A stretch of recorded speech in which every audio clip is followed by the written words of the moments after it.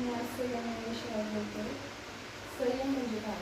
समजा आपण एखादं ड्रीम काढलं, आपण ते स्ट्रगल करतो, मेहनत करतो, तर आपण त्याच्यामध्ये काय घेतलं पाहिजे?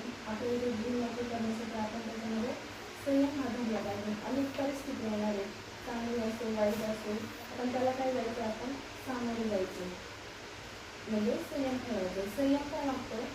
संयम आपल्याला त्याग मागतो. त्याग मागते आपल्याला कोणत्या म्हणजे संयम जेव्हा ठेवतो ना, आपल्याला कोणत्या ना कोणत्या गोष्टीचा त्याग हा करावाच लागतो. आणि त्यामध्ये काय येतो? आपल्याला रागही येतो, आपल्याला राग पण येतो. त्याच्यामुळं रागून चालणार आहे का? तर नाही चालणार आहे रागून.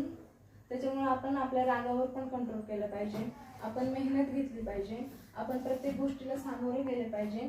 तर संयम ही आपली म्हणजे नाही का यशाकडे वाटचाल करणारी एक परीक्षा असते, त्या परीक्षेला आपण सामोरे गेलं पाहिजे.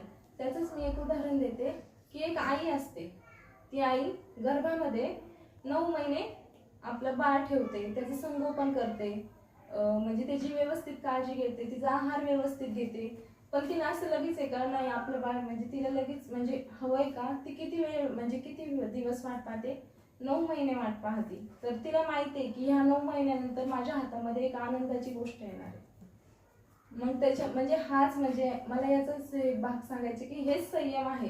त्याच्यामुळे तुम्ही तुमच्या आयुष्यामध्ये संयम ठेवा. संयम ठेवला तर प्रत्येक गोष्ट आपल्याला काय होणार आहे? इझिली अचीव होणार आहे, राग करून चालणार नाहीये. तर हेच होतं माझं मत. वाह, एक्सलंट, नाईस.